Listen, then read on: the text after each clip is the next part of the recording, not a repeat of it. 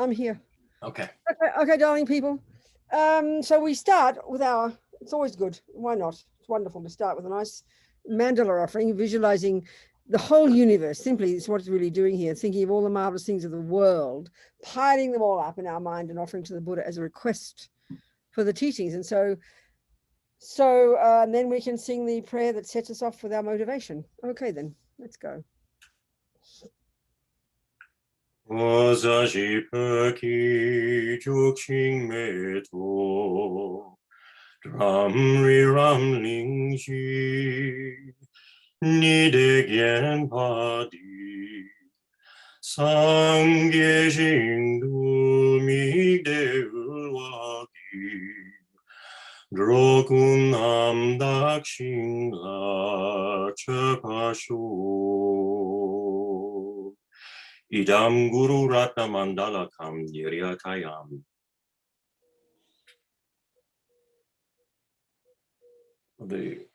I don't know the tune for that one, but how about I say? No, it's okay. So normally, I don't know how you learned it, but normally you do those two, and then you go Idam Guru.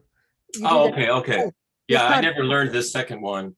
Yeah, it's okay. It's the same tune, but don't worry. But I mean, you should have been, again, you should have been 4 lines. It's the same thing. Jetsun Lama Dampa. See, it's usually, this is 9 syllables. Jetsun Lama Dampa Kienam Ki. Churkyu Kala Kiense Chutsin Tri. The next line, Jita. Anyway, never mind. It's the same I'll tune. practice. It's the same tune. How about I say it in English? Yeah, much better. There you go.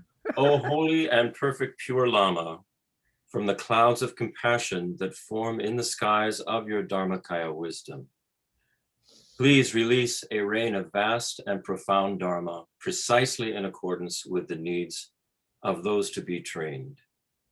Idam Guru Radna Mandala Kam Niriyatayam. All right, so now this next little prayer, I'll say one time in English, I'll add a few words to it just to really get the feeling of what we're saying. And just go up to the English words, the next one. English words, next one. Okay. Yeah, we'll do both. So I'll add a few extra words to the English just to really get it clear what we're saying, and I'll sing 2 times in Tibetan. So we're saying that until we are enlightened, we are going to rely upon the Buddha, the Dharma, and the Sangha. That refuge means rely upon. Now you've covered the words. Now I can't see. Now we go. So then it's saying through the merit, or someone has here positive potential. That's how some people translate it. I like to say the words merit. So the merits, which means the positive potential, which means all the virtuous karmic seeds that we plant in our mind every second that we're listening to these teachings, may we become a Buddha for the sake of every single suffering sentient being. That's what we're saying. O Sangye Chadam Soke Chognam La Jangcho Baru Dagni Kyab Suchi Dagi Chunyen Gipe Sunam Ki Drola Penchir Sangye Drupa Shok Sangye Chadam Soke Chognam La Jangcho Baru Dagni Kyab Suchi Dagi Chunyen Gipe Sunam Ki Drola Penchir Sangye Drupa Shok. Okie doke. Okay, so I think our topic really our topic is really the compassion wing, isn't it? That's what you're wanting to talk about, isn't it? We study to develop our hearts and minds. More about bodhicitta. Okay, so but last week I think, which was the crucial thing for me, we need some background for this. Sort of like bodhicitta, compassion, all these teachings, which we often think, oh yeah, that's why we're Buddhists, because we love the idea of these things. That it's sort of, but we need. It's the most advanced. It's actually, it's as they say in the Lam Rim, it's the greatest. It's the great scope, or I'd put it university level. And as we were discussing last week, the levels of, and we're going to go into this now, the levels of love and compassion that they talk about, that are the prerequisite for bodhicitta. Bodhicitta is the culmination of this amazing development of all these outrageous good qualities. I think we can't even imagine them. We can only imagine the degree of our own, So we can't conceive, in an ordinary world, it just seems like too weird. We can't conceive of having a mind that is utterly free of delusions. I mean, there's no view like that in modern psychology. It sounds like mental illness to us. I mean, the closest we would get is where we think it sounds like religion. You sound like being a saint. Well, basically, bodhisattvas, that's another word for them, saints. We'd call them saints, But of course, we don't think you can become a saint. We don't think you can become a bodhisattva. We just think, oh, that's just special people. They're born like that. And that's just how they are. I'm normal. I've got delusions. I've got depression. I've got anxiety. No, of course you have, Buddha says. But you know what?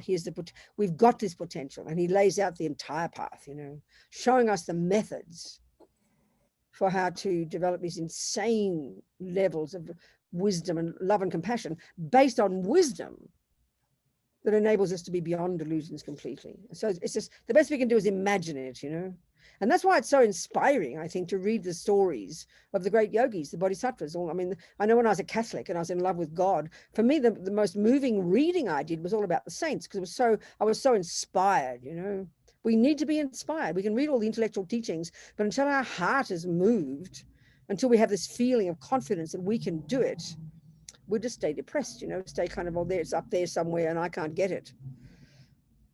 So, okay, so let's focus now on, last week we gave background, let's now focus on these practices that we need to do in order to accomplish this outrageous state of mind, this paradigm shift in the mind called bodhicitta, So I think I might have mentioned a bit in the tradition, in the Lamrim, in our tradition, going back to Lama Tisha and going back to the great Nalanda tradition, the great monasteries in India, as His Holiness always points out, we are the Nalanda tradition. I mean, what happened in India, Buddhism began to sort of degenerate and then get destroyed. Unfortunately, was the incoming of the Muslims. It's just history. It's just how it is. It's not being negative. And like the Nalanda Monastery, this amazing place amazing place. When you go there, they tell you that that it was like at least a place of minimum 10,000. They would have said monks, male people. I'm sure a few female people snuck in, flattened out their breasts and cut their hair, tried to act like boys to get in. I'm quite sure that did happen, but they don't talk about it. So anyway, it was this amazing place of study and practice, all the greatest of the greatest yogis. And we are part, and so what happened is that as it degenerated in India, by the 7th century, it went straight on to Tibet and it hasn't stopped since, So it's a living carrying on of this amazing Nalanda tradition from India to Tibet.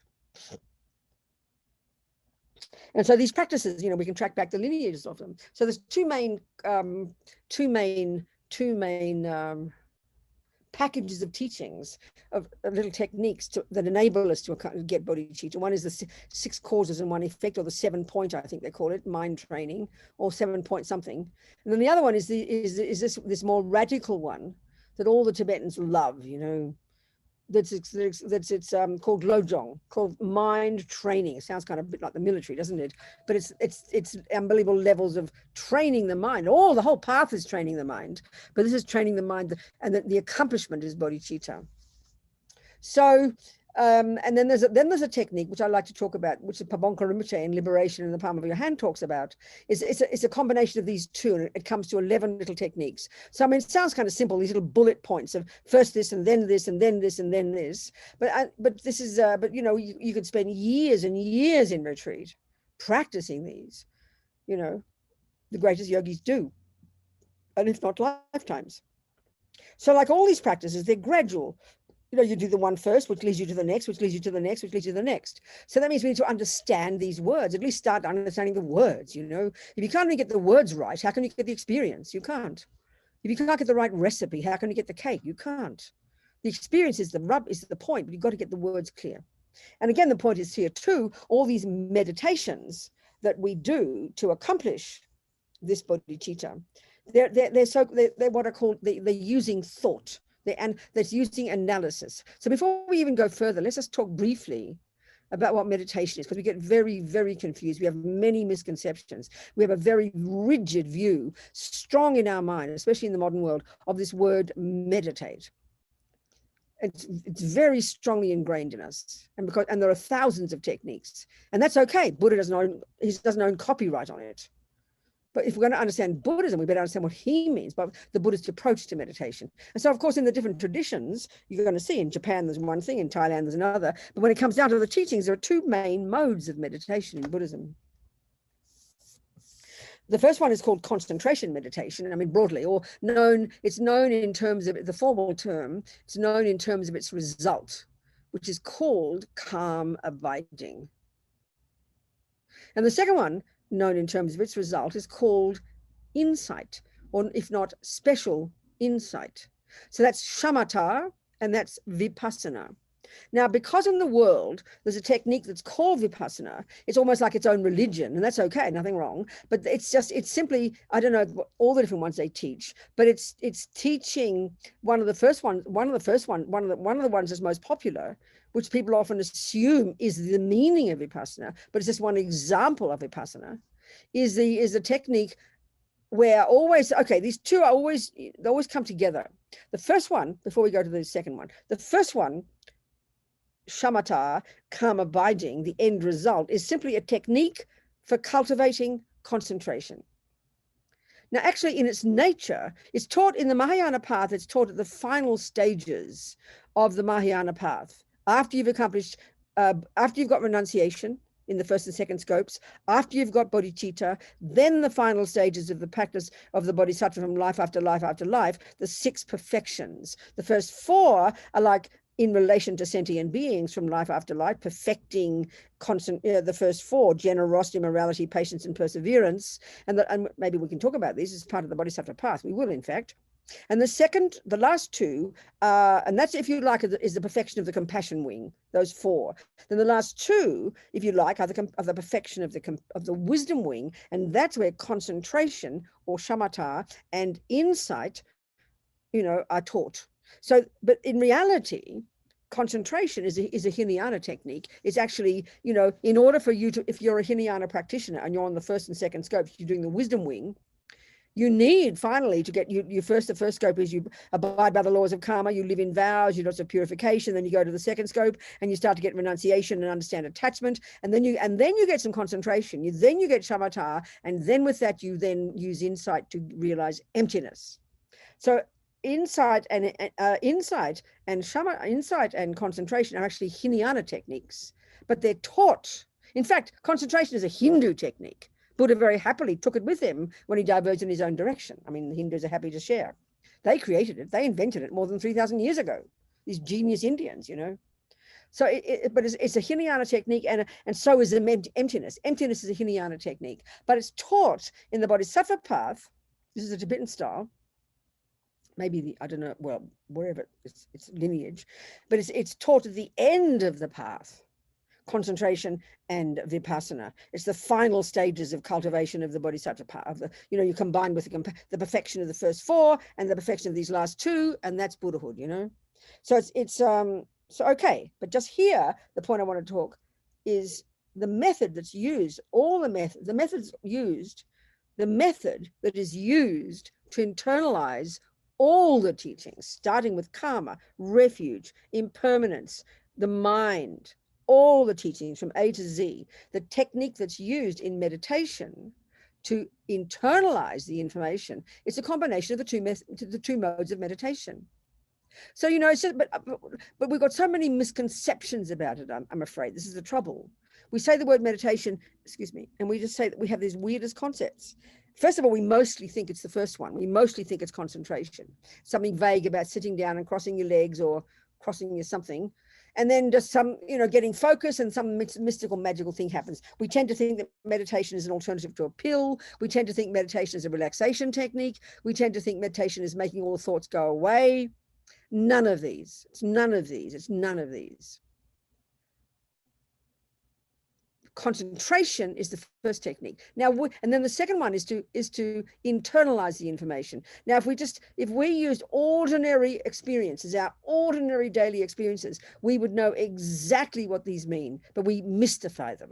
So you know perfectly well, if you even just when you're a little girl at school and your teacher tells you the 1 + 1 is 2. So she will tell you, she wants you to go home and do your homework. What she wants you to do finally is to go internalize that, doesn't she? She wants you to take that theory and make it your experience, doesn't she? Is that not what we mean by learning?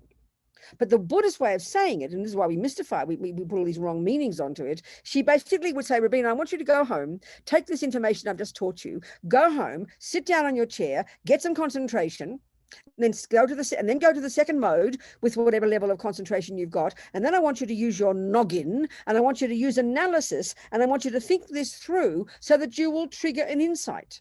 Guess what? Is that not how we learn everything? And that's exactly what you do. So concentration is merely a means to an end. Whereas in the world, we mostly think that's it, you know. And if you read Lama Yeshe's book, Mahamudra, and he talks about, I mean, I'm always trying to get us excited and get us encouraged that we can experience all these things. You know, you can be forgiven when you read what he says that you accomplish when you get concentration, just concentration, invented by the Hindus. Not even anything to do with insight yet. You can't even imagine the joy, the bliss, the clarity, the vastness, the brilliance of your mind. And this is just encouraging to know that this is what our potential is. You can be forgiven for thinking that you've achieved liberation. The qualities are so astonishing. And that's just from concentration. But the trouble is in the West, where that's what we hear that and we go, wow, I want that. That's spiritual. Well, no, it's not spiritual. Concentration. I mean, one of the qualities you need to cultivate in concentration meditation is mindfulness. And again, another word we mystify. Whereas Lama Zopa says, thieves need mindfulness. It's simply the ability to not forget what you're doing from minute to minute. There's nothing religious about it. There's nothing spiritual about it. So concentration in its nature is not virtue. I mean, monkeys need virtue. Monkeys need concentration, sorry. Dogs need concentration. Murderers need concentration. It's not virtuous in its nature. It's your motivation for it. So the first one is you've got to get some concentration. If you can't get your concentration and then go to the second mode and work out 1 + 1 = 2, if you can't keep your thoughts together, you won't get the experience. You won't know how to learn anything. So we know we need concentration, and we know we need to use our noggin to think something through, which eventually causes that information to go to head from the head to the heart. We call it learning. Well, Buddhism calls it concentration meditation and insight meditation. And then we fantasize these words, making them ridiculous. You know, we get so confused. I don't understand insight. I mean, it's a lovely word in English. In other languages, I've noticed there's no real good word for it. But it's a lovely word in English. We use it every day. You have a problem and I thought it through and then I got a bit of insight, we'll say. Well, that's exactly what we're trying to do, you know. So the methods for getting these experiences of love, compassion, great compassion, finally bodhicitta, we think are so mystical. I sit down, I have oh wow, I had an amazing meditation on compassion yesterday. I cried for sentient beings. Well, I'm very happy for you. But then 1 minute later, you're shouting at your boyfriend. Where'd your love go, you know, because you didn't stabilize it. So these meditations, you gain through these techniques, love and compassion, great compassion, and the rest, bodhicitta, through clear, intensive logic in concentration meditation. Then you use your noggin to think it through so that so what is triggered is the clarity of the insight of that, and then you build on it and grow it and grow it and grow it and grow it, just like any knowledge. So it's exactly the same as a method for learning any knowledge, but because we're doing it with our eyes closed, sitting on a cushion, we completely lose the plot, you know. We're so ridiculous.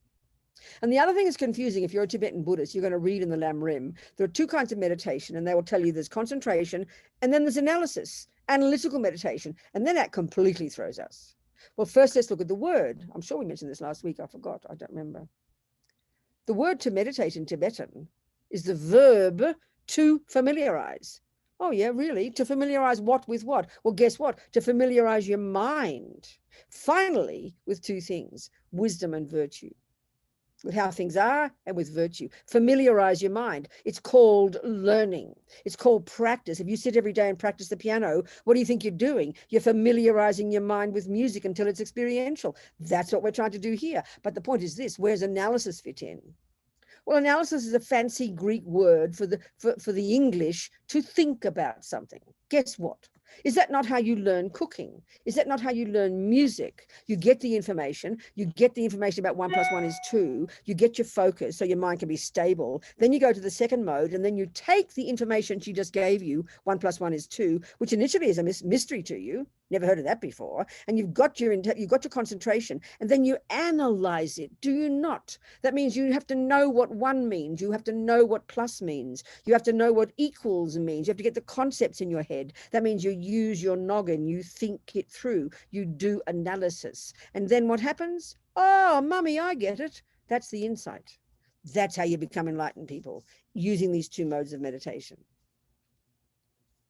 Okay, so back to the content of what it is we want to realize in this compassion wing. Okay, so there's these 2 techniques. We'll just go through the 11 points roughly, maybe not every one of them, we'll just touch on them, of these 11 that culminate in the 11th one, which is bodhicitta. The first one, and I mean we could spend the rest of our weeks together just on this. This is amazing. and it's called equanimity. So first of all, this word is used differently in the different levels of Buddhist teachings. In the earlier stages, in the wisdom wing, when we're getting renunciation, part of our practice, first we control the crazy body and speech, the servants of our crazy mind, and then we get to the second scope and we start to work on the mind itself. We start to become familiar with all the crazy delusions, especially attachment, and distinguish them from the virtues. This is the key job of being a Buddhist. And then we start to work on our mind, be our own therapist every day, as Lama Yeshe says, watch our mind like a hawk, catch the thoughts before they become uncontrolled, argue with them, deconstruct them, change them. You know, that's what daily practice is. So, no, I lost the plot. What was I saying?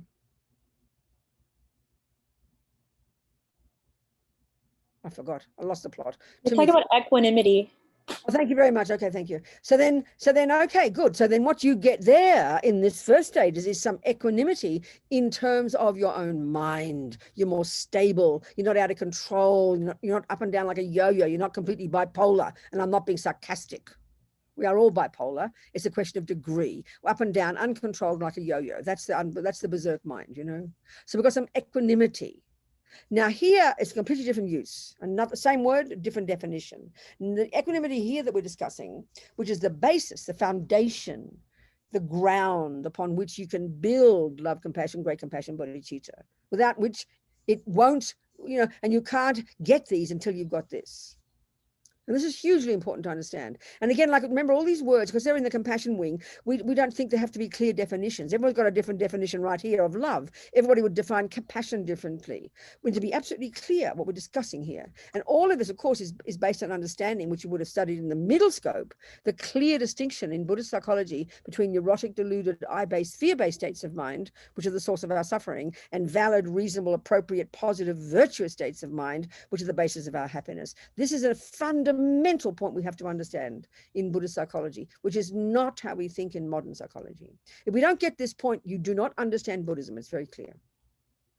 So, equanimity then, how I would say what it is, my words, such that when you've got it, once you've accomplished it, it is a heartfelt recognition that friend, enemy, and stranger, and there's no fourth category in the universe, we'll go into this, that friend, enemy, and stranger are equal to each other from one point of view.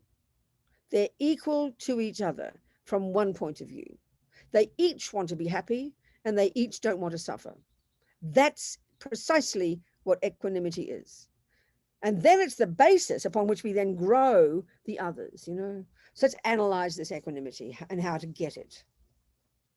So basically, the idea of wanting that others want happiness and others don't want suffering is a pretty fundamental point in Buddhism. You could even argue the basis of all of Buddha's teachings, all of Buddha's methods, is this assumption, this recognition that we can see pretty easily by observing, that every being wants happiness and nobody wants suffering.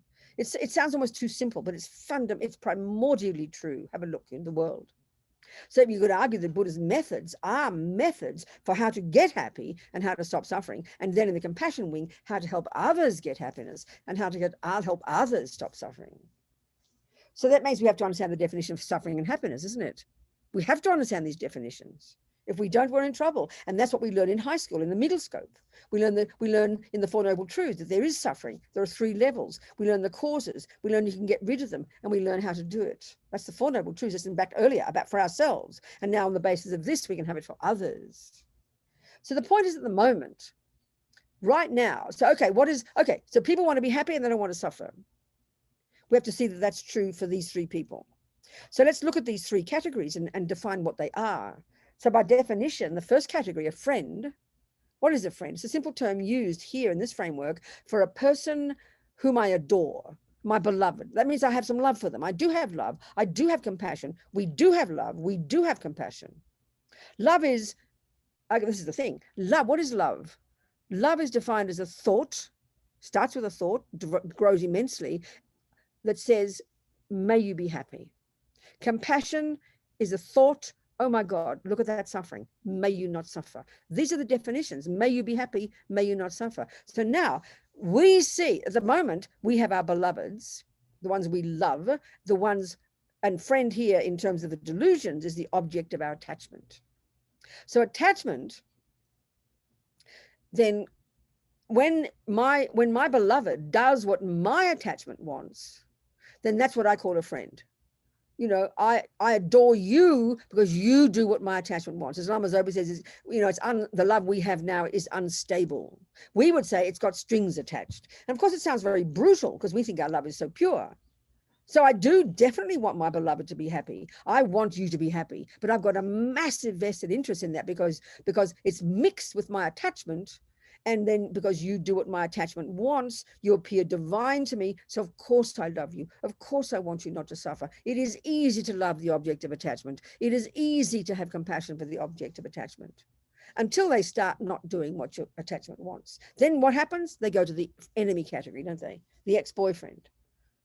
Suddenly they stop doing what your attachment wants, and now they become revolting, and now they're in the enemy category, and that's the object of aversion, which is the response when your attachment doesn't get what it wants. And now they appear horrible to you. Why? Because they stopped doing, or they don't ever do, what your attachment wants. So now they're called an enemy. You mightn't use that word, but it's a useful label here for the objects of aversion, for the rats, the cockroaches, whatever creatures you can't stand, for the mean people, for the politicians you can't bear, for the wackos, the pedophiles, the ex-boyfriend, you name it, the people who might do bad things, but that's not the issue here.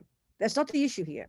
It's that they don't do what your attachment wants. They have views that are different from yours. So they appear to you through your lenses of anger. So they appear ugly. That's what an enemy is. So what's a stranger? And that's 99.999% of the universe, you know. There's only a few people who do what we want and we like. I mean, people who like the same music as us, people who like the same football team. There's people who agree with me, my beloved right there in the house, whatever. Then the enemies, horrible ones. Then you've got the strangers. Well, they're the ones who neither harm nor help us. That's it. So how do we feel for the attached object of attachment? We have love and compassion for them. How do we feel for the object of aversion? Disgust. I hope they drop dead. How do you feel about the stranger? Couldn't care less. So these are the three poisons. So the lenses through which I see friend is attachment. The lens through which I see enemy is aversion. And the lens through which I see stranger is indifference, which is a function of ego grasping the root delusion. I always tell this story, and I looked in the New York Times one time. I've told this story repeatedly, reading it on my iPad. On the homepage, you know, just the heading and the little paragraph. And the heading said, 350 people die in ferry accident in Tasmania. Well, Tasmania is in Australia, and it's a little island. There's 7 states in Australia, and it's a little state, and it's a little island just south of Melbourne, where I come from, and there's a little boat that goes back and forth, the Princess of Tasmania or something. So straight away I imagine all these people, and they're my people because Australia, even though I'm an American as well. And I went, oh no, and I went to read the story, and then I noticed that it said not Tasmania, Tanzania, and then I went, oh, it's okay. Because why? They're not my people. So I caught myself. Then I had to think, where's Tanzania? And then I read the story about the 350 people in this country that for me are strangers because they've neither harmed nor helped me in my life. So therefore I'm indifferent about them. This is completely natural. Nobody questions this. So the entire universe lives like this. And this is the 3 poisons which we learn about in high school, but here it's in reference to sentient beings. So of course, we want to develop love and compassion. We all do, but we don't realize it's profoundly limited by these views, you know. So we've got to put atomic bombs under these views. So what we're doing is getting because we see the entire world automatically through these lenses, you know, we do not question. So that's what we're trying to do here, is question these assumptions, which is very shocking. So the way you do meditate, and even as I'm talking, you have these 3 people in your mind right now. Have your beloved to the left, your one you're annoyed and irritated and hate. The more they've harmed you, the better for the meditation.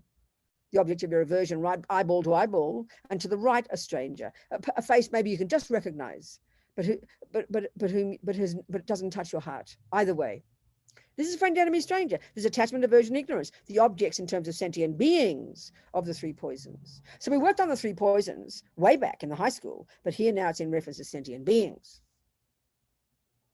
So what we're trying to prove very simply, and it doesn't take too much intellectually to understand this, but there's a lot of emotion we've got to get past, you know, that the person whom I consider to be my friend, who does what I want, the person who doesn't do what I want, and the person who does neither, whom I see through these distorted lenses, from their point of view, and this is the point, get your head, what you're trying to do is get yourself out of the equation, step back and see these 3 people separately in their own right.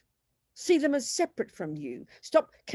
Take this connection away, you know, that is what defines them for you, which is your reference point. I mean, we should be very embarrassed by this. We see the entire universe in terms of whether or not they fulfill my needs. This is essentially it. We ought to be utterly embarrassed by this, but this is the universe. Nobody questions it. Ants, dogs, monkeys, everyone does it because we've all got the 3 poisons.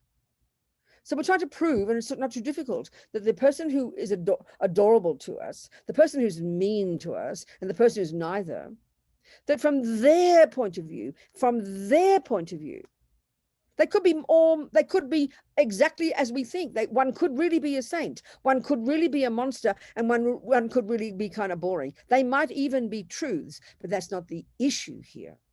And the second thing is the issue is not what they've done or done to you. That's got nothing to do with it. Get yourself out of the equation and see that these 3 people, from their point of view, are exactly the same in every second wishing to be happy and every second wishing not to suffer.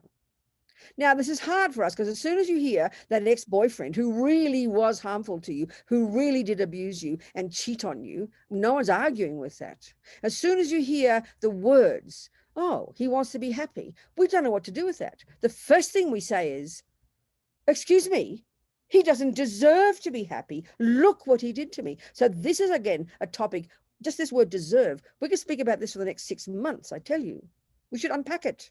What does it mean? Because that's how we see it.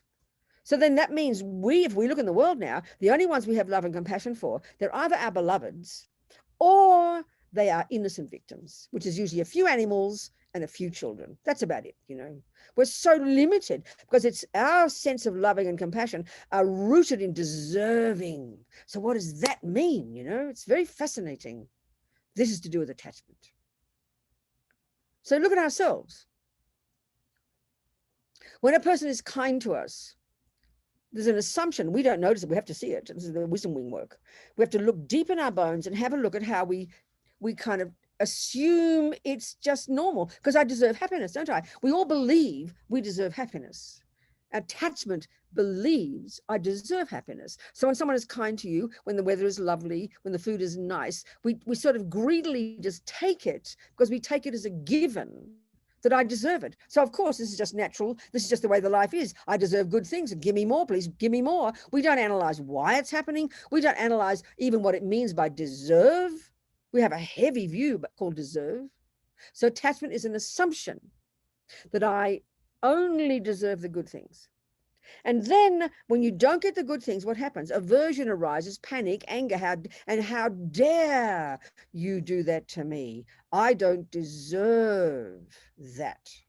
Then you take this and you give it to other people. Look at how we look. So if you see a child being abused, she doesn't deserve it.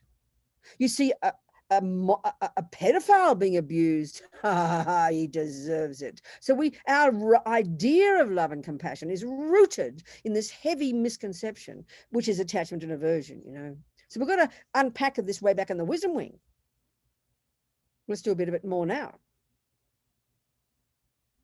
So attachment is this bottomless pit, this emotional, first of all, it's dissatisfaction.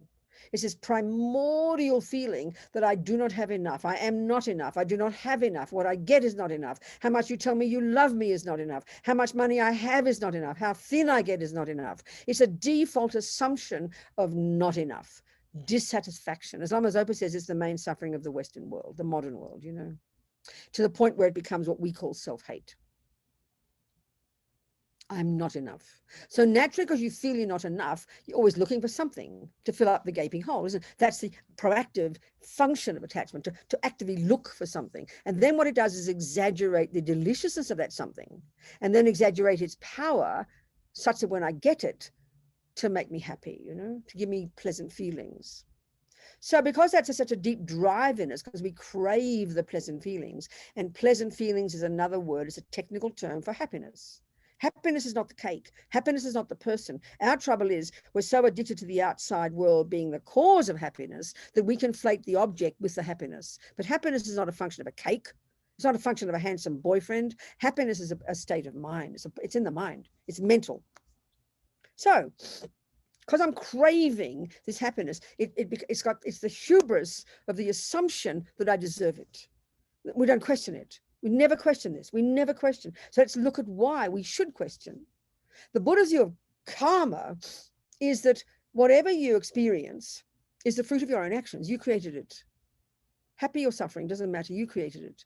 So it's just like botany. You look in your garden, and this is the point now. You look in your garden and you would never say, who put weeds in my garden? I don't deserve weeds. You would never say that. And this is the crucial point. Ask the question why, and this is the point. Ask the question why you would never say that. Because you know it's quote unquote your garden. And if it's your garden, what's in it, you're responsible for. What's in it is what you put there. Or what's in it is what you didn't pull out. So you know there's an ownership when it comes to your garden. You don't look in your bank account. Why are there no dollars in my bank? I deserve dollars. You never say that because you know that's your dollars. It's your bank account, and what's in there is what you put there or what you didn't put there. So there's ownership. Now, that's your life. That's Buddha's view. Your life is your garden. And whatever you meet in that life, the shitty things, the lovely things, the $1 million, the beautiful food, the lovely weather, the horrible boyfriend, the pain in the knee, guess what, honey? It's yours. You created it. So because we have no view of karma, because we have a deep instinctive belief that I got born, I didn't ask to get born, God did it, mummy did it, daddy did it, I'm an innocent victim, and therefore how dare bad things happen to me. So the hubris of these assumptions is outrageous. We've got to unpack them, So deserve, which is a heavy word, is a very good word. The dollars in your bank are what you deserve because you did it. The flowers in your garden are what you deserve. So if it's good or bad, you did it, therefore it's yours. So when you have that view, then every time something good happens, instead of this greed, well, I deserve it, give me more, please, you are blissed out. You can't believe a good thing's happened because you realize, wow, that's the fruit of my past virtue. And you would never waste 1 second. Just like your garden. Every time you eat that cauliflower, you don't go, well, I deserve a cauliflower, assuming someone else will plant more for you. Honey, you got to plant them. There's an ownership. Therefore, that lessens the hubris of attachment. You become humble, and you will never, every time you eat the cauliflower, you enjoy it because you know you created it, but you make sure you plant another one. And every time you see the weed, you own it because you didn't pull it out. The learning from this is stupendous. This is junior school and high school. Now then bringing this into our view of compassion, it strengthens it so much more powerfully, So therefore, being happy or not, wanting happiness or not has got zero to do with deserving it. Nobody deserves anything unless you create the cause. We have to create the cause for the money in the bank. We create the cause for the veggies. We have to create the cause for the happiness. So then when you know that if it does come, the unhappiness comes, you don't say I deserve it, and you beat yourself. No, it's the fruit of your own past actions. It's your own karmic appearance, as Lama Zopa says. Everything you see in the world is your own karmic appearance. Then there's ownership of it, and then you become courageous. And now we're using all this wisdom for others. We start to realize we're all crazy. They say the bodhisattvas have such compassion for us. Forget about the ignorance of not knowing reality, ultimate reality. The ignorance of not knowing karma is the overt reason sentient beings suffer so terribly. Because we don't know why things are happening. That's 90% of our pain and suffering. We go crazy. Why is this happening? Why is this happening to me? Why is that poverty over there? Why did that innocent baby get hurt? That's our main question. Why? And we don't have answers. Now, if you've got faith in God, I'm being sincere here. If you've got absolute faith in a creator, you're going to be a happy person because you accept that everything is God's will. I think that's a profound view. I would never criticize that view. It's unbelievable. At least someone's got a plan. And you don't mind that God keeps the plan in his pocket. He is allowed to. He created the universe. So he's got a plan, and he's got a plan for you. So you accept. That's stupendous. I mean, probably 2.5 Christians have that view. That's the view, actually. That's the Muslim view. I remember reading one years ago when one Malaysian flight went down into the sea, you know. And the Muslim mummy and daddy of one of the girls. How do you feel about the death of your daughter? We are peaceful. She belongs to God, and he has taken her back. I find that's incredible. It's just not the Buddha's view, that's all. But I find that's pretty amazing. But I'm sorry to be rude about us. In the materialist view, we're pretty ingenious coming to certain conclusions, but we have no idea when it comes to individuals why things happen. We just throw our hands in the air. Well, we haven't discovered it yet, we'll say. Or arrogantly, we'll say, well, no one knows why. Well, excuse me, Jesus has got a few views. Islam's got a few views. The Australian Aboriginals, I'm sure, have got a few views. And Buddha has a few views. So it's up to us to open our hearts and look at them, you know. So the Buddha's view is, honey, whatever you created, you did it. So you own it, and then you know you can change it. Then you can see for other sentient beings, and you have such compassion right there. We're leaping ahead to compassion. This is about the 5th step on the 9. On the 11 we're discussing. We're discussing the first one. So he doesn't deserve happiness when you see that the past boyfriend wants happiness. It's past all that. You're going to see the bare bones. Every being is driven by this wish to be happy and not suffer, which is why we harm others. Because the boyfriend assumed cheating on you was the way to get happy because he was deluded. So you've got to get past your own neurotic stuff to get to this, you know, and you can't do that until you have the wisdom wing. So we're trying to see the bare bones, simple fact get it out of the way, get yourself out of it. It's got nothing to do with you. That person who happens to be space and time, the person who harmed you, the person who, this space and time happens to be the person who helps you, and the person who's neither. I mean, so one of the arguments to do this analysis in meditation for having equanimity is that they've been your friends, enemies, and strangers countless times. In countless lives, you have met them. So why just stuck on this particular one? That's one approach. And it's so logical. I always use a dumb example, you know.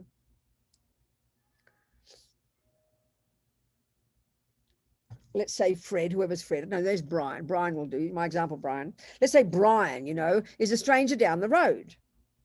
He lives at number 6, and he's Kavita's friend. And so Kavita's chatting to me. She's my friend, and she's telling me about poor old Brian. He gets migraines. And I'm trying to be compassionate, but I don't even know the bloke, you know. I know his face vaguely. Oh, that bloke down there, yeah, I've seen him on the bus. But he's never touched my life. So there's a big distance between us, isn't there, you know? So I said, oh, really, does he, Courtin? Oh, the poor fellow. But within 1 minute, past the tea, Courtin, and we're talking about the weather again, you know. I couldn't care. It's hard to bring up empathy because Brian hasn't touched my life yet. Now, let's say I meet Brian and we fall in love and he moves me into number 6. Now, where does Brian go? I put him from the stranger category into the friend category. And now look at me. Oh, Robina's so compassionate. She spends all her money on Brian. She loves him. She sits up all night trying to help his migraines. How loving she is, how compassionate she is. Yeah. Where was it last week? He could have dropped dead. I couldn't have cared less because he didn't touch my life. Now he's fulfilling my attachment needs, and I think he's the ant's pants. I mean, look at us. And now he cheats on me and he moves in Courtin. Well, now where does he go? He's in the enemy category, and I hope he suffers with his migraines. Now, the point is this. The point is this. You are like a little journalist. You know, Rosanna goes around interviewing people, and she knocks on Brian's door. Listen to this, when he's labeled Robina's stranger. Tell me about your headaches. He will tell you they are unbearable. Now she interviews him when he's labeled my friend. He will not tell you anything different. He doesn't feel anything. He's not walking around thinking, I'm Robina's friend, I'm Robina's friend, I'm Robina's stranger. He just sees himself as Brian and he can't stand his headaches. And now you put him in the enemy category, ask him now, how is his headaches now? No difference. Friend, enemy, stranger, like our mothers would say, put yourself in their shoes. There's no difference. My labels are just my projections, all based on whether or not he fulfills my needs. Like I said, we should be embarrassed at how self-centered we are. And that's the universe. So all we're trying to see is the person who's a friend, they might be a saint. The person who's the enemy and they might be a monster. That's not the issue. And the person who's a stranger And that's not the issue, what they are, but in their bones, they're all driven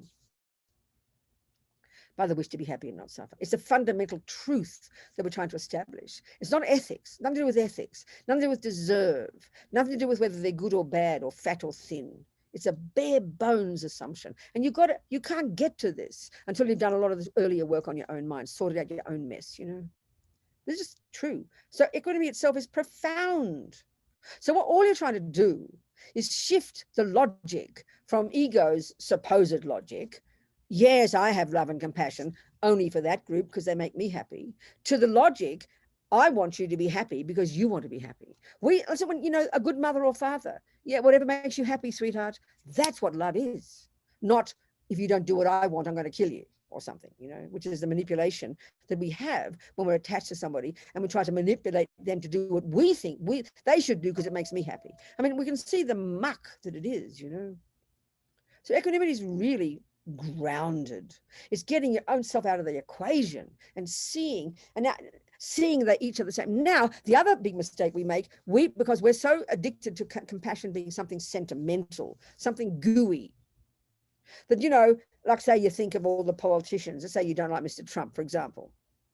Then you go, oh, well, Mr. Trump wants to be happy. We say it like as if it's getting him off the hook. That's not the issue. That's not the point at all. He might be a maniac. He might be a liar. He might be all the things that seem to appear, at least to the people who don't like Mr. Trump. For the ones who adore him, and he's a saint as far as they're concerned, so who knows the truth, you know? That's not the issue. Seeing that a person wants to be happy is a bare bones fact. Then you grow these other little qualities on top until eventually it culminates as this paradigm shift, the mind of a saint, basically, that only wants others to be happy every second and will do whatever we can to make them happy based on wisdom, because we've removed all the rubbish from our own minds, you know. So equanimity is a fundamental starting point. Right now, the love and compassion we have is only for those who, you know, generally speaking, the world, have a look at the world, is riddled by attachment, is driven by attachment, it's polluted by attachment. As long as you do what my needs are, as long as you scratch my back, I'll scratch your back. I know it sounds brutal, but ordinary relationships, when people are unconscious and just following their instincts, this is typical. Why do you think people fight in their relationships? Why do you think they leave each other? Because he stops doing what my attachment wants, starts doing what my attachment doesn't want. So now I hate him, and now I chuck him out and get another one, and I try again. When we're not being conscious, you know, it's so clear. So equanimity is huge. Each person in the same way, the enemy, the friend, the stranger, there's not a fraction of difference. Another way to show this to yourself, like the Brian example, is swap it around. Have these three people in your life right now. To the left, a beloved, to the middle, a person who's harmed you, you know, and a person who's neither, an indifferent person to you. Swap it around, and now you see yourself as these three. So the friend looks at you, and you know by looking the way they're looking at you with their dazzled eyes that they see a saint there. Then the ex-boyfriend whom you cheated on is looking at you with daggers. And the stranger can't even hardly look at you. You're so boring. You get this, don't you? So if you heard their three descriptions of you, you wouldn't even recognize. They would be three different people, wouldn't they? But you know from your point of view, the same person. Whether the person loves you, hates you, or couldn't care about you, you don't want to be happy you want to be happy every second, and you don't want to suffer every second. They're provable facts, you know. This is scientific. This is not religion. We've got to sort out all the mess in our minds that prevent us from seeing it, though. This is the ground, and already equanimity is stupendous. So how do you apply it in daily life? Well, 1,000 times a day, you know. Let's say, you know, let's say Rosanna, my darling friend Rosanna from, where is it? Bronx, the Bronx, isn't it? Or Brooklyn. Okay, in Brooklyn, she does all this good work helping people, helping the poor people, the sick people, blah, blah, blah. And she helps lots of young people. Now, let's just say Rosanna's got a bunch of these kids, and she can see one of them as a bit of a maniac. She can see he's a thief, he's a liar, he's mean. And then she's got one that she adores, let's say, who's such a kind, like a beautiful person. We've all got like this. So she's got some wisdom, so she wouldn't just leap on the mean person, but straight away, your heart rushes to the person you like best, doesn't it? They loom large in your mind. You think about their qualities. So if those two people were there, and, you know, and she wanted to give something to them, she'd have to, you know, instead of wanting to give it to the one she adores, she would think, stop for a second. Well, excuse me, They're just the same. One might be beautiful, one might be kind, one might be a mean, nasty person. But because she understands her own mind from the wisdom wing, because she understands her own anger, her own attachment, because she understands karma, she's already understanding why the mean kid is mean and why the nice one is nice. So that's already there. So then she has equanimity, and she will want to give to both of them equally, or even because she knows they both want to be happy, even though one is mean and one is not. And this is what our practice every day is, you know. Let's say let's say your beautiful grandchild is playing with the mean, smelly kid next door who's rude and picks his nose in public and whatever. You can't stand him. Automatically, you see this mean kid, you've got to stop in your tracks. He feels exactly like my beloved. He yearns, he only wants to be happy. He only wants not to suffer. You can see this, it's clear. Which doesn't mean he's not a mean kid. And that's why it's not sentimental to see this. It's not getting anybody off the hook. A pedophile wants to be happy. That doesn't mean you go, the poor thing can't help it. No, put him in prison if you have to, out of compassion, you know. So it's not sentimental, it's very clear. It's getting past that, getting our own junk out of the way, you know. Any questions about all that? A whole hour I've been talking, I think. Yes, whichever one. Who's talking? Yeah, Venerable, could you help me here? And maybe others are wondering this in some way. I'm finding myself wondering how, and I'm embarrassed that I didn't ask you to talk about renunciation, because I'm wondering how renunciation maybe is some kind of prerequisite to developing equanimity, or that's what I'm talking about the whole time. yeah. Renunciation, fancy word for the wisdom wing, looking at your own, abiding by the laws of karma first, controlling your crazy body and speech, which is what harms others, based on the delusions, the servants of your mind. Then you get to the next level, the middle scope, and you start to unpack and unravel your mind itself and understand the three poisons, understand how we're driven by attachment. And that's why that's why I keep bringing it up. That's why I talked about it last week. This is a prerequisite for understanding this. This is the whole point, Courtin. We see all these things in isolation, but you can't see it in isolation. It can't be seen. Like as if we're suddenly leaping into kind of, you know, university math. It's obvious you need junior school and high school math. This is why I always stress this. It's easy to talk about love and compassion, but if we don't have the basis, which is the first and second scopes, which is then I'm sick of this anger and attachment and jealousy and pride, and I want to give it up. That's all renunciation is. That is what informs the ability to understand these things. That's the point. That's why I keep bringing it up, Courtin. Doesn't matter. We're doing both together, so don't worry about it. You understand? Until we get this is the point that I think is quite hard for us to see. That all of these, like in any body of knowledge, the first part of the earlier work is you know, the second part of the higher part of the work is contingent upon the earlier part. It sort of is logical, but we're still not used to thinking spiritual teachings like this. Do you understand? Yes, thank you, Courtin. It's a good point. Who else, darlings? Anybody else? Anything? I was just going to make a comment that along those same lines, in terms of prerequisites, I think, you know, for me personally, the deeper my understanding of karma becomes, the easier it becomes to apply these. And Exactly. That's the point, Brian. Exactly. That's right.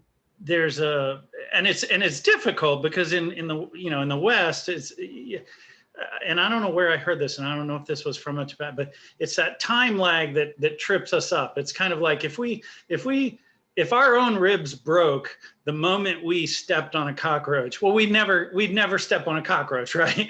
But like there's this long lag and a lag that can even go into past lives. So that means we have to. No, Brian, not even, definitely.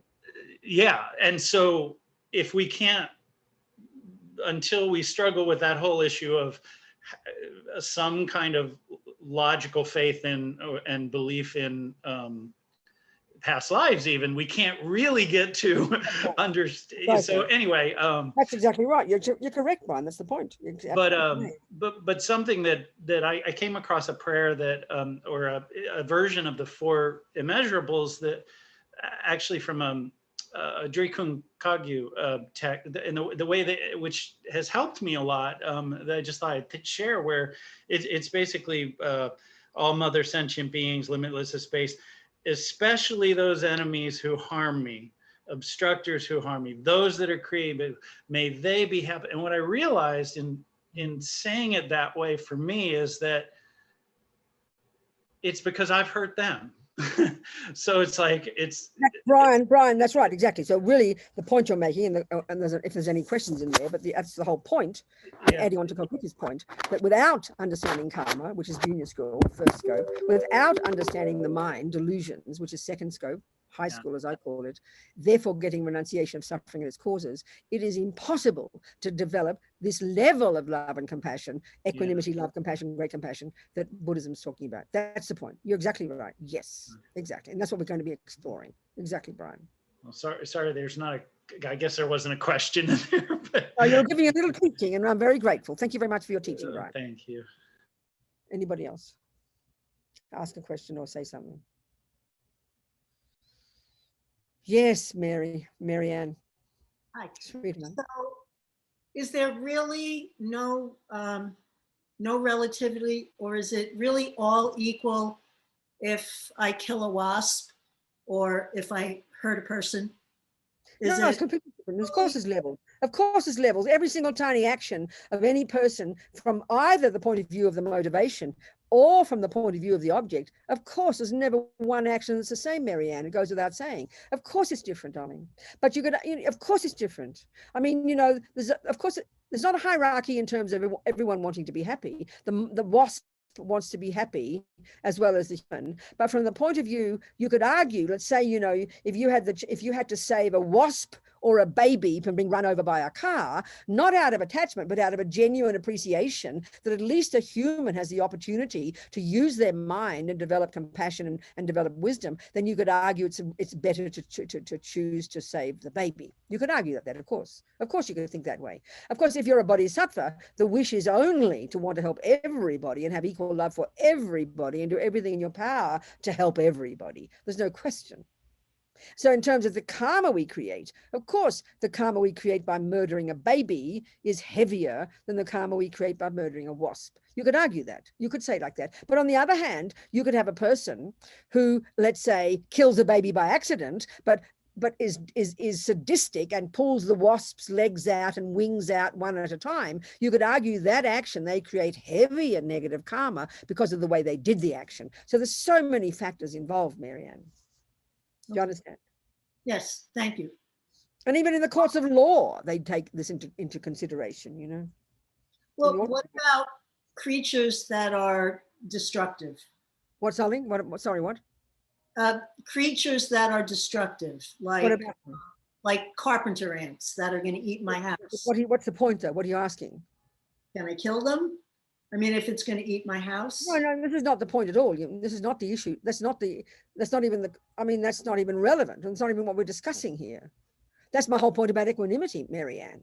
If you begin to have equanimity, you'd have equanimity equally. You'd know that the ant that eats your house and your beloved child are equal in wishing to be happy. We're trying to prove different points at different stages of the path, Marianne. That's got back to do with junior school and how you think about karma.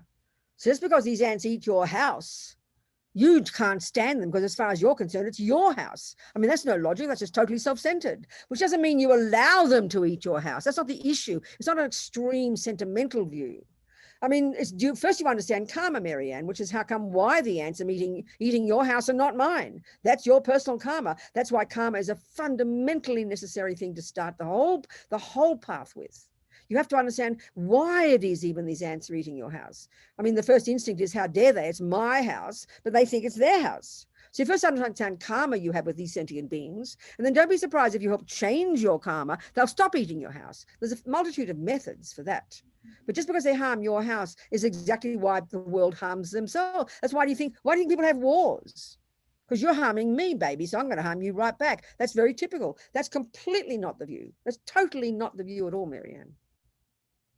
Okay, thank you. It's not an easy one, darling. It's not an easy one, but I mean, that's dealing with right back in karma. Here we're in university level. So, but it's. So yeah, anyway, so much to talk about that. We'll do the purification practice, I believe in vows.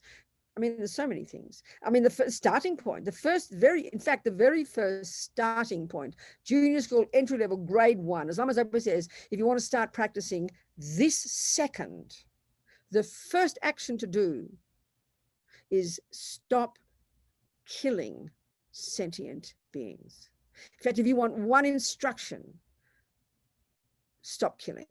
Why? Because killing is the heaviest harm.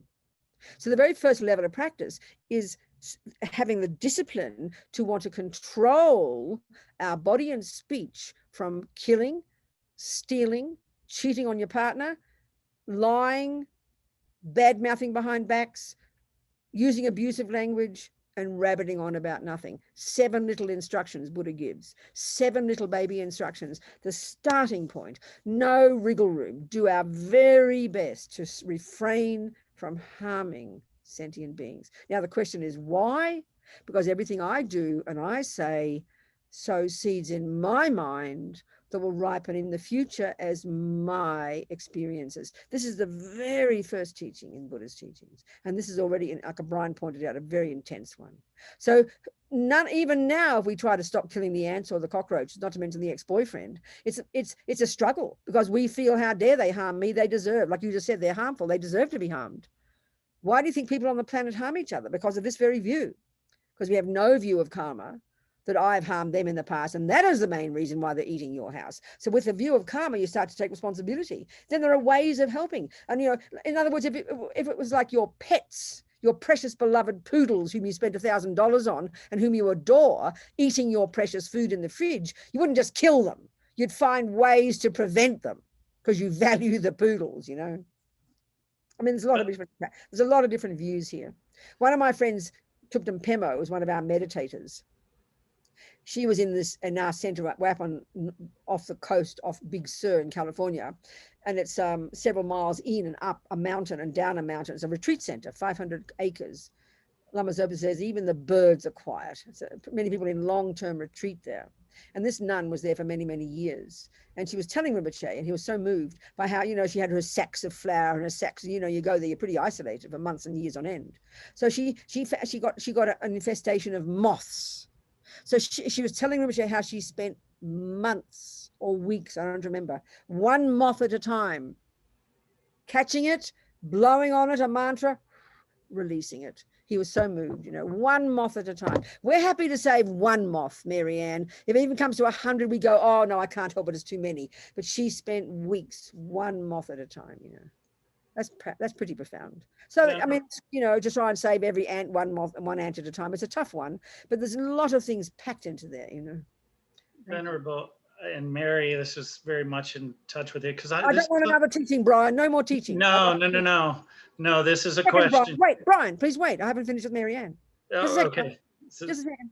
So are we communicating, Marianne? Yes? Good, darling. So yes, what's your question, Brian? No, my question is very much along Marianne's in that this is something I'm very, very much struggling with now as I'm an epidemiologist and work in public health and am involved in a research project with a colleague. Now, I don't do this, but it involves trapping and killing of mosquitoes to track viruses. I understand that. So you're involved in this project, yeah? Peripherally, yeah. And supporting it. If you want an answer, you've got to be very literal and clear with me. What is your role in this project?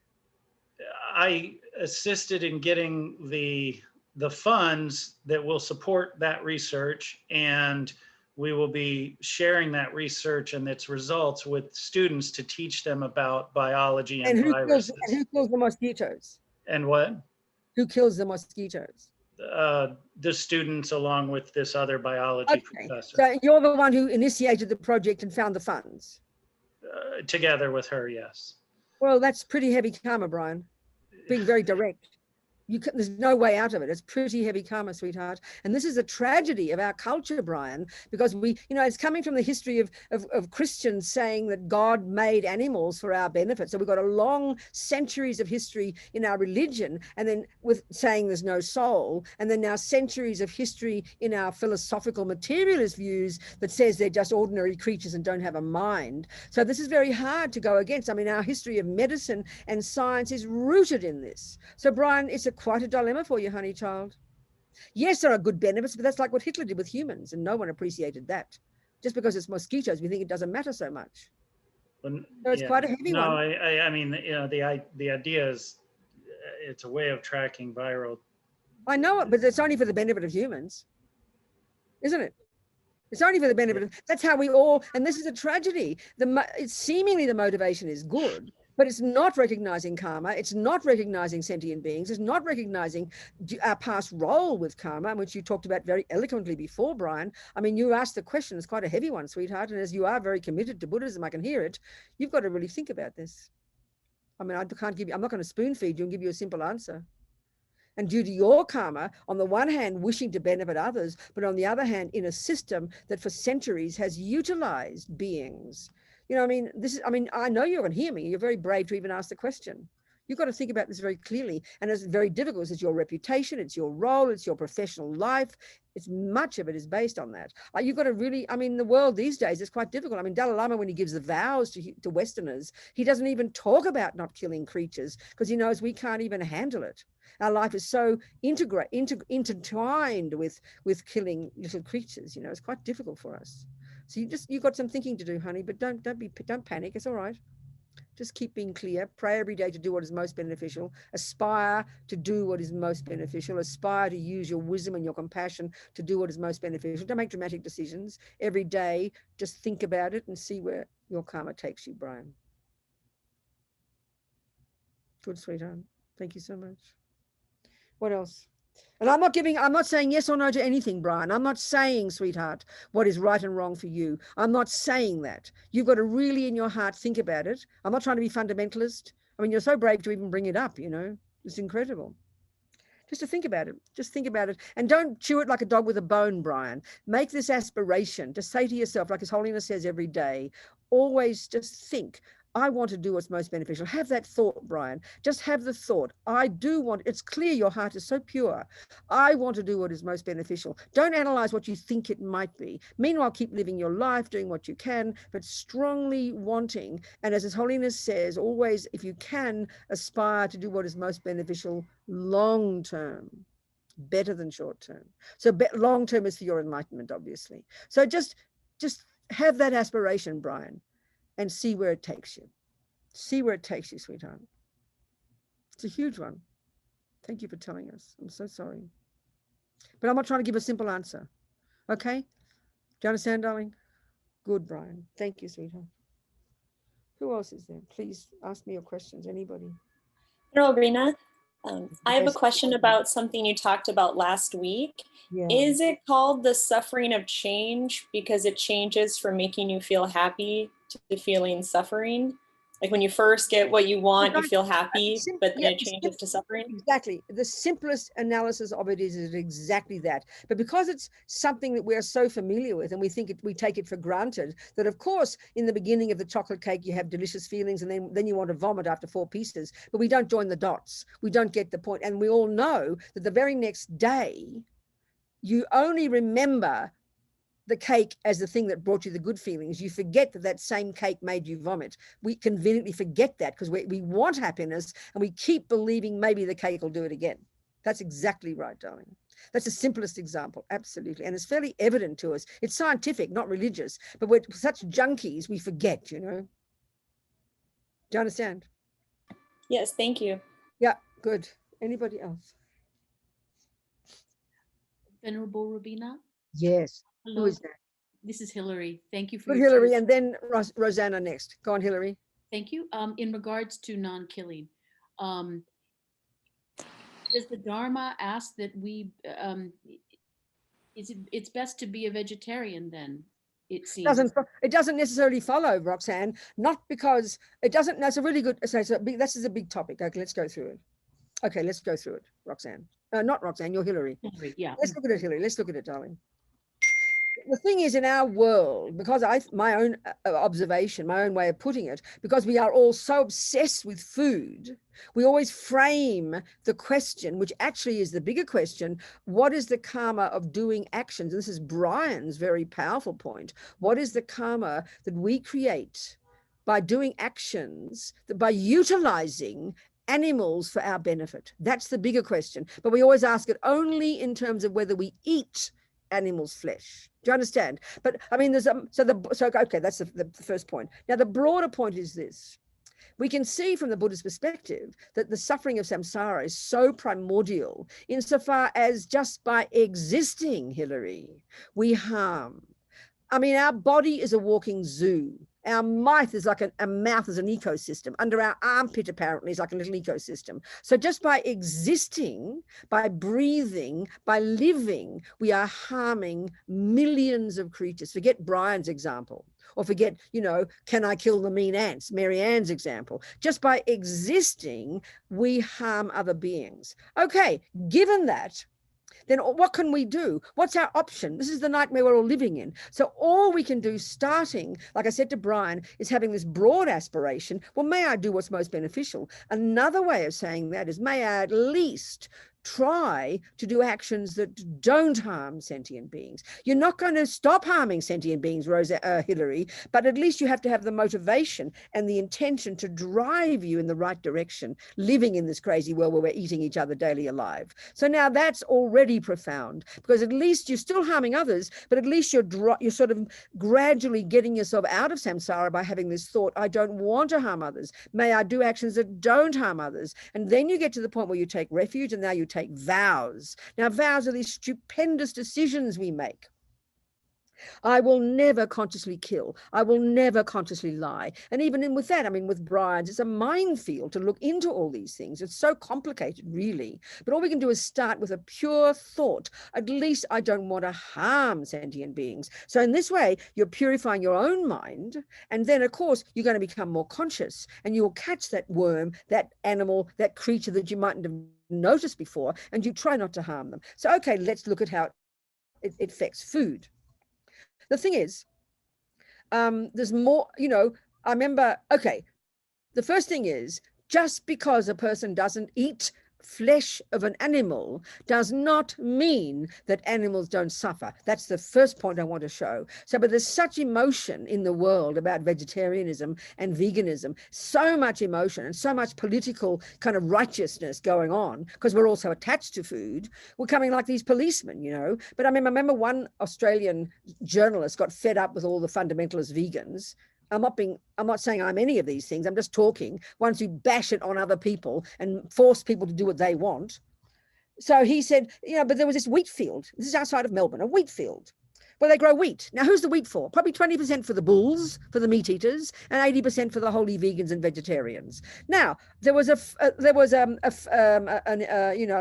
plague of mice. These cute little field mice, he said. He had pictures of them. They sing love songs to each other, the cutest little mice. Now, Hillary, guess what they had to do when they needed to plant the wheat? They didn't gently take, like my friend Pemo did, moth after moth, and release it. They slaughtered the bloody lot of the cute little mice. Now, one fellow on Facebook, when all this came up, because on Facebook a few years ago when I was in England, I was in this shop, I had a photo of myself, and I saw it recently, of me in this amazing cheese shop buying this kick-ass cheddar, right? And all the fundamentalist vegans got so upset. How dare a Buddhist nun eat cheese, whatever. And I didn't want to be political, but I put this story on. And he said they slaughtered the millions of field mice. What for? For the wheat, for the vegans and the vegetarians. Now, this fellow said, oh, but you can't help that. So in other words, when you're so attached to your view of not eating the bloody thing, you don't care if millions of mice get slaughtered for your holy wheat. You can't help that, they said. That's insane. It's obviously demented. So it's a much bigger issue than whether you eat the flesh or not, Hillary. It's so much bigger. Another whole point that we don't take into consideration is that, the karma of the creatures to be born, the fish, the lobster. I remember in Maine years ago, suddenly overnight, for no logical reason, the waters of Maine had 10 times more lobsters. So initially, of course, the fishermen were so happy, but then the price deflated and collapsed. Now that's the karma of the fishermen. But the lobsters, excuse me, nobody ordered the lobsters. Nobody demanded the lobsters come to the Maine waters. So the poor state government had to spend millions of dollars marketing these bloody lobsters.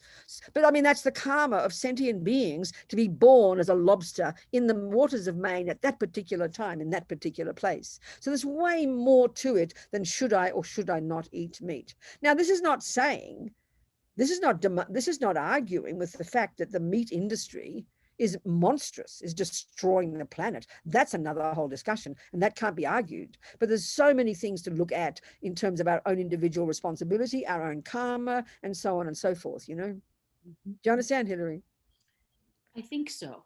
I think What do you mean so. you think so? Well, So what are some questions from it? Ask some questions from it. well, so if you know, you're sitting down to eat and you're ordering from a menu and you have a choice between having the vegetable plate or having a, you know, a piece of chicken, is, I guess, But did you just hear what I said before about those millions of mice? If you knew, I'm just trying to make the point, Hillary. I'm not trying to force you to make any decision one way or another, but every decision we make has to come from looking at the facts. Now, if you knew that wheat, that bread you're going to order on that menu, it was from that wheat field in Melbourne where they slaughtered millions of field mice.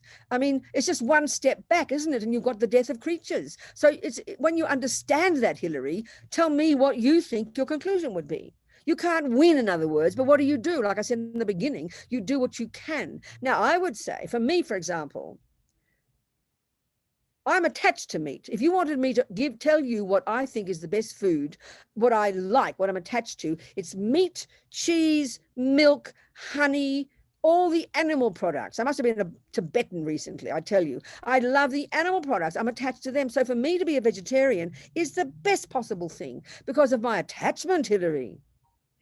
From my attachment. But on the other hand, if let's say my auntie who invited me for lunch and offered me a lamb chop, and if I were a vegetarian, of course I would eat it. I mean, a friend of mine, a lama, one friend of mine who was a translator for a lama, they went to some person's meal and she offered meat. And the translator, my friend, said, oh, I don't eat meat. And the lama said, you eat that food. So there's still many options, not just fundamentalists, oh, I don't eat meat.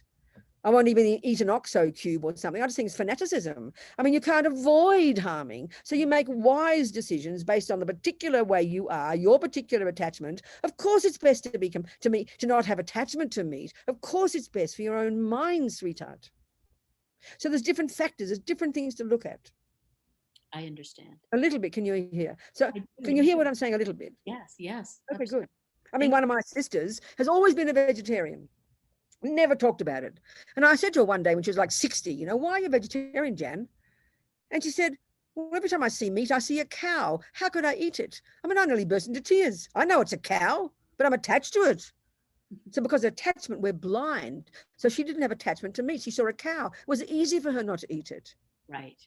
So, I mean, it's up to our mind, Hillary. And the thing is, if you do eat meat, at least think of the being and say mantra. Lama Zopa says a bone, even 1,000 years old, because of the connection between the bone and the mind, whose body it was 1,000 years ago, wherever that mind is now. And second, so that you just by blowing mantra, saying mantra, blessing your speech and blowing on that bone, the mind, wherever it is now, would get the benefit. So there's a multitude of things to think about. A multitude, but we're so narrow and tunnel vision in the West, so fanatic, you know, because we are so attached to food. I think that is what drives so much about it. It's not reasonable, you know. We're not looking at all the factors. I understand. You understand, darling? Yeah. So there's two things. There's two things, Hillary. One is to do the least actions possible that harm others for your own sake, and one is to do the least possible actions that harm others for their sake. There's two things that are important. Thank you. All right, good. Time to go home practically. Any other questions there? Can I ask? Rosanna, darling. Robina, yes. Yes, we You can. talked about, it's so good to see you. Yes. You talked about Vipassana meditation when you started to speak about it today, which is the meditation that I practice on a daily basis. Good. and I have been for 20 years, Okay. morning and evening. Okay. But I have curiosity about practicing off the cushion, meaning I've never practiced off the cushion when I'm walking. I have curiosity about it because there seems to be so many things in my day that I would like to have the strength of my meditation with me. No, I think, Rosanna, I think you're misinterpreting your own life. I think you've got a narrow, I just want to suggest that you've got a bit too narrow a view of what you think the function of meditation is. So first of all, just tell us briefly, tell us essentially the thing you do in your meditation. Tell me the thing you do exactly. I observe my body sensations and I look at my thoughts. That's pretty much it. Okay, good. So why do you think you're doing that? What's your purpose? What's your purpose for doing those actions? What it does for me is it helps me understand what I'm thinking, and it helps me understand my mind. It helps me see what my thoughts are. Okay, good. So why are you looking at the sensations of your body? What do you want to get from that? What's the purpose? Equanimity, where I don't put a lot of attention. In other words, like if I'm having. This is such a good example, Rosanna. This technique is one of the many, many, many Vipassana techniques that Buddha taught. And it's the one that's the most popular, and nothing wrong. It's perfect. But there are but the key purpose Buddha taught to observe with a concentrated mind, which is the first mode of meditation, to observe the sensations of your body. His sole purpose was so you could begin to realize impermanence, that things change. Things are constantly changing. That's the sole reason he taught that technique. Now, to see your mind is another Vipassana, another insight technique, which enables you just to observe there's anger, there's love, there's compassion. These are brilliant techniques, Rosanna. But honey child, I know you. So what the hell are you talking about? Of course you do it in your daily life. You're watching your mind every second, Rosanna. You are changing your actions every second. You are seeing how things change and you're practicing compassion every second. So what are you talking about? Stop formalizing it and think of one that's called walking. It's another variation for those who can't sit still. You're already doing it, Rosanna. Bringing it down to earth, please. You're becoming conscious, sweetheart. That is the point, finally. Okay. Are you communicating with me? Yes, I that's why you speak. You're missing to my the heart. obvious. You're already doing it, but you think, oh, I should be doing walking meditation. No, that's just another method for people who can't sit still. Okay. But we make them make them all fancy with capital letters, you know? You're already doing it, Rosanna. God almighty. Okay. Are we communicating? Perfect. People? Thank you, darling. Yes. Bring it down to earth, you know? Yes. Perfect. Yes. You're doing it, Rosanna. Thank you, darling. Thank you so much. Thank you. Thank you so much. Who else? Well, that's it. 4 minutes to go. We're done. Yes, Kavita and Christopher, we're done. Mr. and Mrs. Host. So I think it was a very tasty day today, a very intensive one.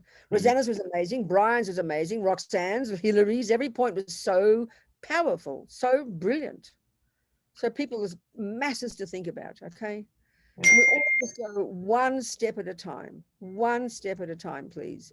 One step at a time. So Rosanna's too was so powerful. She's doing this technique so she can realize that things are in a state of flux and changing, and therefore you don't grasp at things. And so she can see her mind, which is the real one. And not then the next step from Rosanna's is, which she's already doing too. You see there's anger, there's jealousy. It's like looking into your garden and you go, well, there's a weed and there's a herb. And then the next question is, what do you do about it? You've got to pull out the herb, pull out the weed and grow the herb. That's practice compassion and stop being angry. And that is what you are doing, Rosanna. So you're ticking all the boxes, dear. You're missing completely what you're doing, Rosanna. I'm so astonished. I happen to know the woman, you know. Do you hear me, Rosanna? Yes, I hear you. And that's why I'm here with you. You're doing everything. You're doing it all perfectly, ticking all the boxes, baby. Come on. Keep moving. Thank you. All of you, keep moving, everybody. Brian is wonderful. Thank you, Brian. You be brave, Brian. You be courageous, Brian. You're trying to help other people. So you have the aspiration to only be of benefit, and one day at a time, be very cautious and pray to the Buddhas to guide you. Pray to Lama Chenrezig to guide you to do what is most beneficial without fear, Brian. Every one of us is the same. Okay. Same with Mary Ann, her aunts. So we think all this amazing time, all these thoughts, you're recording this, aren't you? That's good. Yeah, because that's good. Yeah. So all these seeds we planted, all these thoughts we've kind of stirred up, may all these seeds that we've planted now from doing this activity of listening to these teachings, may they ripen in the future as our Buddhahood, no matter how long it takes. And maybe have the courage each step of the way to make the right decisions, to do what's most beneficial. And then we'll make the tough choices if we say that, it'll guide us. And may sentient beings maybe find the way to benefit sentient beings and stop them suffering. That picture out of the way. What have you done, Christopher? Thank you very much, you people. So we think, due to these merits of these virtuous actions, may I quickly attain the state of a Guru Buddha and lead every single suffering sentient being without exception into that enlightened state. And may the precious mind of wishing to benefit others not yet arise in the minds of others, and may that what has arisen, may it grow and grow. Gewa, I'll just chant the prayers in Tibetan.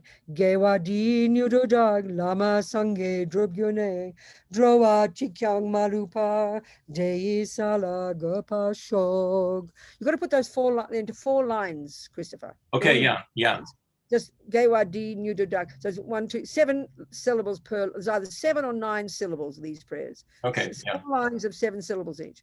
Jangchob semchog rinpoche makie panam kegyuchig kepa nyampa mepa yang gongne gondu paba shog. Okay, darling people.